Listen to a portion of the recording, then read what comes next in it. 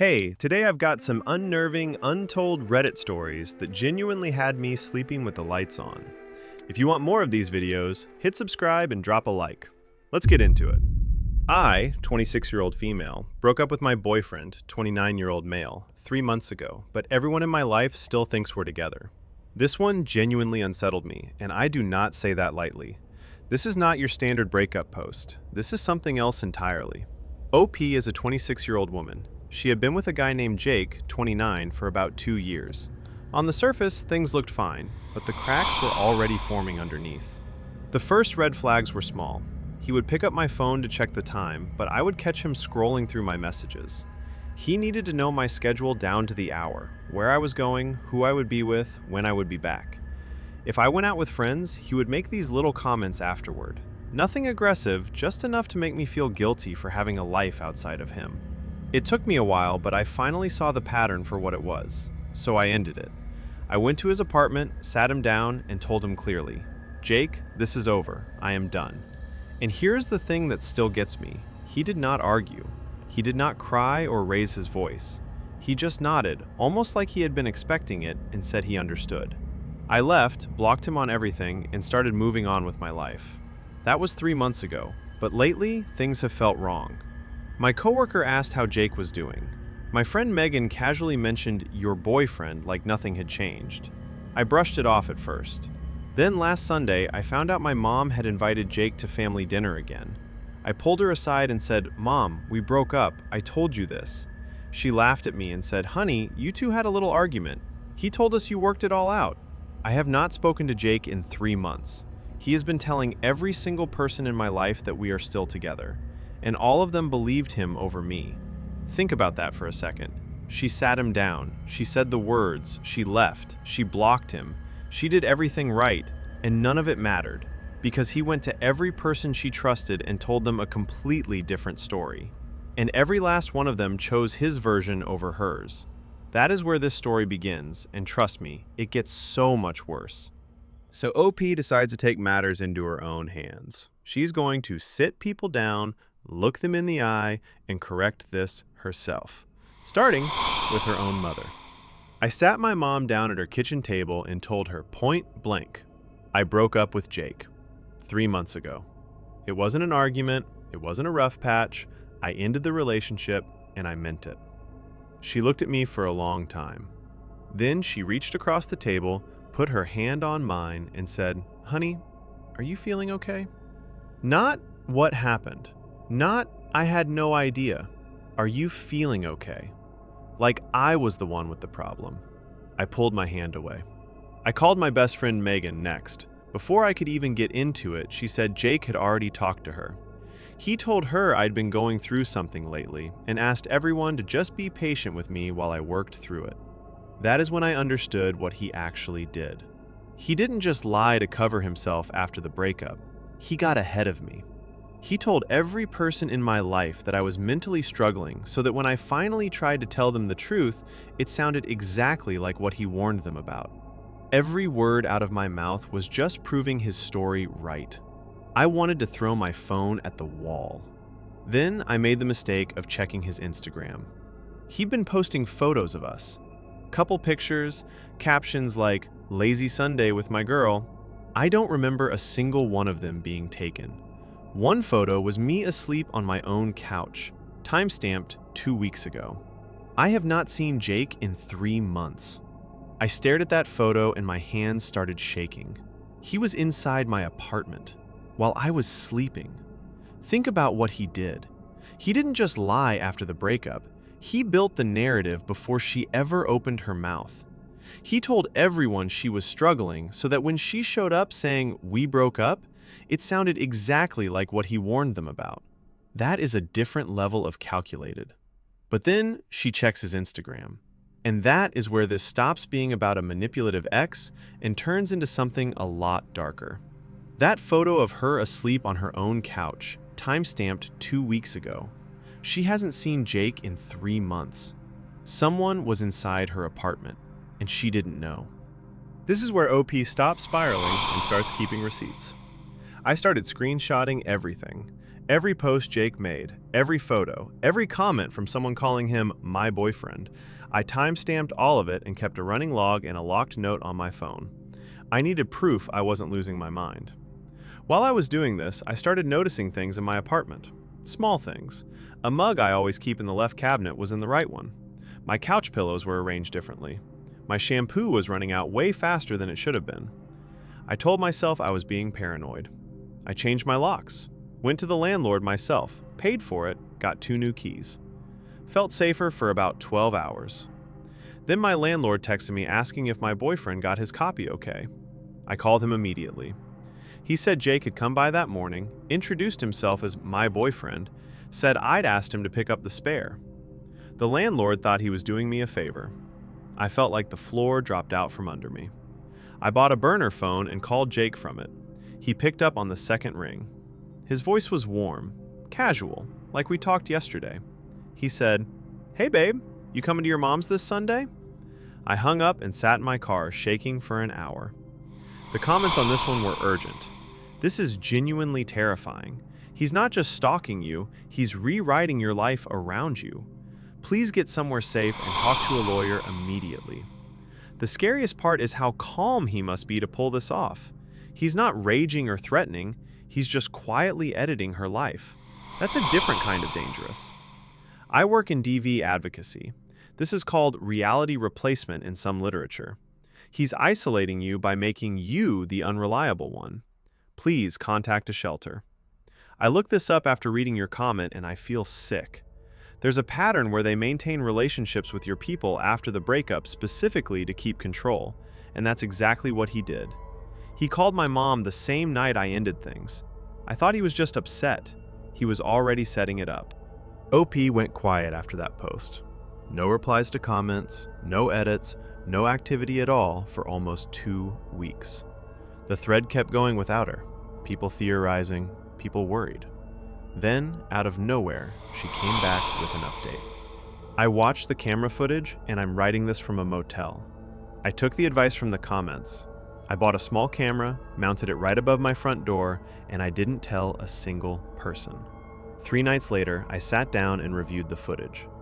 At 1:47 a.m., Jake unlocked my door with a key I never gave him, to locks I had changed. He walked in like it was his own place, took off his shoes, sat down on my couch. He stayed for 4 hours. He opened my laptop, went through it for a while. Then he walked into my bedroom and just stood there. He stood over me while I slept. At 5:30 a.m., he left and locked the door behind him like nothing happened. I saved the footage and took it straight to Megan. I was shaking so hard I could barely hold my phone. I thought this would finally be it. Proof that no one could possibly deny. She watched the whole clip. Then she looked up at me, shrugged, and said, "So? He's your boyfriend. Why wouldn't he have a key?" That's when something clicked. He hadn't just lied to these people. He had replaced my reality entirely. Every single person in my life believes his version of us. To them, I'm the one who's lost it. This update changed the entire energy of that comment section. Nobody was questioning her anymore. I'm sorry, but the part where he just sits on your couch while you sleep? That's not love. That's ownership. He's checking on his property. That detail destroyed me. He's not even doing anything while he's there.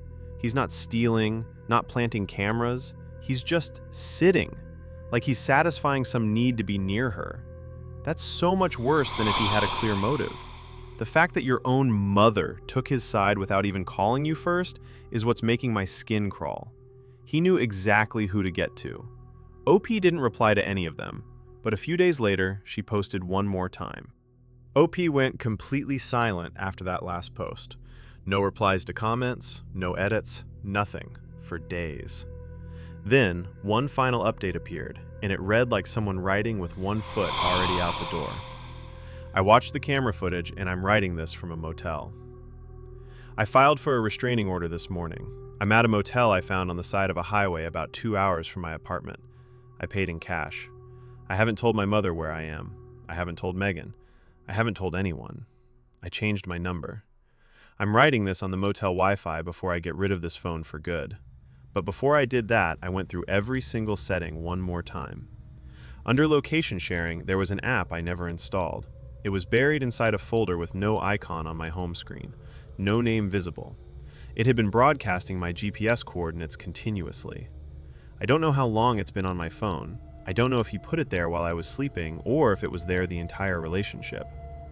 I keep checking the parking lot through the blinds. Every set of headlights makes my chest tight. I'm buying a new phone in the morning. If I don't update again, I got out. The account went dark after that. No further posts, no comments, nothing. That silence hit harder than any update could have. One comment in particular cut through the noise. Everyone saying, "Just show them proof," is missing the point. He's already framed her as unstable. Any proof she shows will be interpreted as her being paranoid. She needs to get out, not convince people. What stays with me about this one isn't the stalking itself. It's that not a single person in her life believed her. Her mother, her best friend, her coworkers. Every one of them chose his version of reality over hers. The danger here was never a stranger. It was someone who knew her entire world and quietly rewrote it from the inside out. If this one got under your skin the way it got under mine, the next story is somehow worse. Stay with me. My brother, 19-year-old male, stopped answering my calls, so I asked his roommate to check on him. I was still on the phone when the roommate started screaming. This one genuinely messed me up. OP is 24, a fair male, moved 1,800 miles across the country for work. Her younger brother, Jake, 19-year-old male, just started college.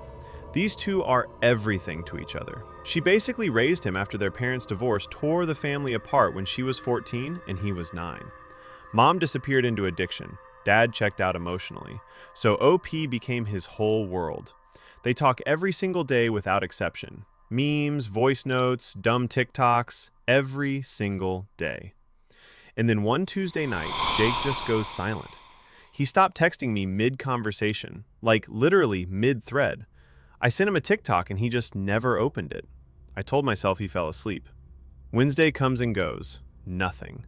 No good morning text, no memes, no voice notes, nothing. By Thursday morning, I hadn't heard from him in 36 hours, and every part of me was screaming that something was wrong. I called his roommate Marcus. He picked up, sounding half asleep, and said he just figured Jake was sleeping in a lot lately.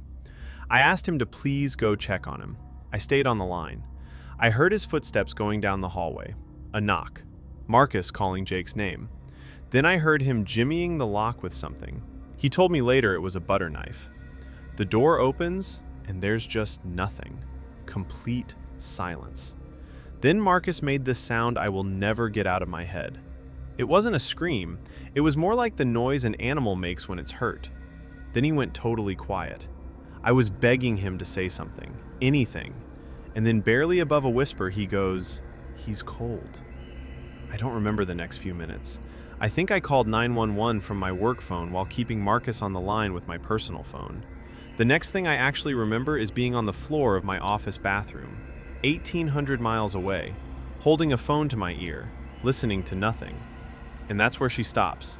On a bathroom floor at work, completely alone, with nothing on the other end of that line but silence. So OP is on that bathroom floor, 1,800 miles from her little brother, and the clock starts. She has to get to him. And everything between that moment and walking into his hospital room, she says she remembers every single second. I booked the first flight I could find. It didn't leave for 5 hours. 5 hours! I sat in the terminal refreshing my phone every 30 seconds. Marcus texted from the hospital waiting room. Paramedics got there fast. Jake had a pulse, but it was weak. They administered Narcan on scene. I didn't even know what Narcan was. I Googled it and my stomach dropped. I called the hospital, but they wouldn't tell me anything because I'm not listed as emergency contact. Our father is. And he wasn't answering his phone either. That flight was the longest 2 hours of my life. I landed and took a cab straight to the hospital. When I finally saw him, I wasn't ready. He was intubated. His skin was gray. I held his hand and it was still cold, and all I could hear was Marcus whispering, "He's cold." The doctor said he ingested fentanyl, probably laced into something else. They put him in a medically induced coma to protect his brain.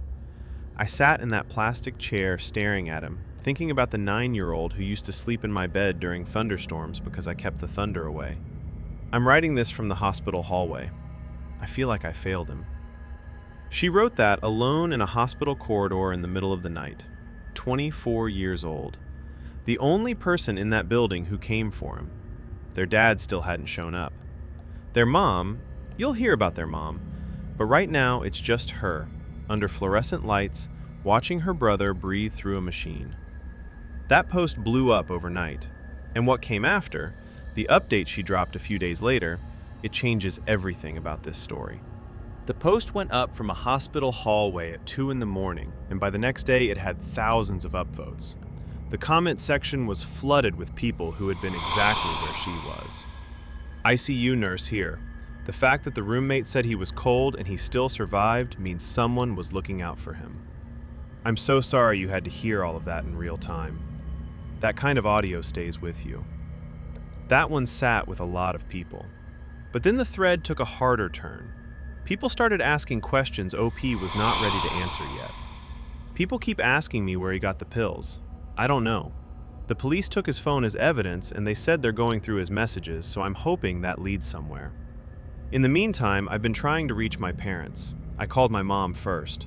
I haven't spoken to her in almost 2 years, but I figured she needed to know that her son nearly died. The number was disconnected. No forwarding number, no voicemail, just a dead line. So I tried my dad. He didn't pick up. He called me back 6 hours later. 6 hours while his son was in a coma. His exact words were, "That's terrible," and then he asked if he needed to come. I told him, "Yes, your son is in a medically induced coma. You need to get on a plane." He said he'd figure something out. That was 2 days ago. He never came. He hasn't called again. So it's just me. I'm 24 years old, and I'm the one signing consent forms and talking to doctors about oxygen levels and brain swelling.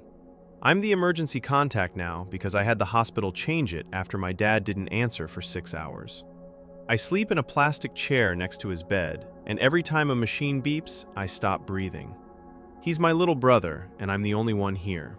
24 years old, no parents picking up the phone, no cavalry coming, just a girl in a plastic chair watching monitors blink and hoping her brother's brain is still in there.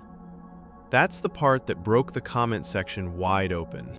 6 days later, OP came back with an update post. And this is the one that broke the whole story open. He's alive, but what the hospital found in his phone destroyed me. A detective called me 2 days ago. They'd gone through Jake's phone as part of the investigation. He'd been buying what he thought were Percocet from a contact saved in his phone as Mom. I laughed when they told me that. I thought it was slang, some dealer nickname. Then the detective slid the phone across the table and let me read the thread. It was our actual mother. Real conversations. Her asking how midterms were going. Heart emojis. And then, prices. She has a prescription for oxycodone from a back injury. She'd been selling her own pills to her 19-year-old son. The toxicology came back and the pills had fentanyl in them. She knew what she was selling, and she knew exactly who she was selling it to. There's one text I can't get out of my head. Jake wrote, "These don't feel the same as last time." And she wrote back, "You're fine, just take half." That is his mother. I walked to the hospital bathroom and threw up until there was nothing left. I filed a police report that same afternoon. I tried calling her after. Number disconnected. Her apartment is empty. She's gone. The comments after this update hit different. My sister OD'd in 2019 and I was the one who found her. That moment where everything goes quiet and your brain hasn't caught up yet, I know that silence. I'm so sorry. Please, please, please talk to someone professionally about what you heard on that call. You're describing textbook acute trauma. You don't have to white-knuckle through this alone. Seconding this hard. Vicarious trauma through audio is studied and documented. It's not less real because you weren't physically in the room. A lot of 911 dispatchers develop PTSD from exactly this mechanism. Please take this seriously, OP. And OP is just sitting in that hospital hallway reading all of this completely alone. The comment section after that update went off. Not the usual back and forth. People were genuinely rattled. Thousands of replies within hours. I've read a lot of terrible things on this site, and this might be the worst. Your mother was her child's dealer. That's not a parent, that's a predator. Law enforcement here. Depending on the state, the mother could be looking at federal charges. Distribution of a controlled substance resulting in serious bodily harm. If the fentanyl traces back to her prescription, they will stack those charges. Please, please get a therapist lined up for Jake before they bring him out of the coma. Surviving something like this is only the beginning. He is going to need real support on the other side of this. The part where you said you kept saying his name into the phone even though nobody was holding it anymore absolutely wrecked me. I hope he pulls through. OP replied one last time in the thread. Jake is still in a medically induced coma, but the doctors say his brain activity looks promising. They're planning to bring him out within the next 48 hours. I'm trying to hold on to that. I haven't slept in 4 days. I've been sitting in the hospital hallway because the chair in his room makes my back seize up, but I can't leave the floor. I can't be more than 30 seconds away from his door. Every time I close my eyes, I hear Marcus whisper, "He's cold." It plays on a loop. I don't know if that's ever going to stop. To everyone asking about my parents, my dad texted once. My mom is gone. I don't know where she is, and honestly, right now, I don't care. I just need Jake to open his eyes. I moved 1,800 miles away because I thought he'd be okay. I thought the hard part was over. I was wrong. Some people get failed by every single person who was supposed to show up for them. And the ones who do show up, they carry a weight that doesn't just go away. If OP posts a follow-up, I'll link it. But that is the last story for today.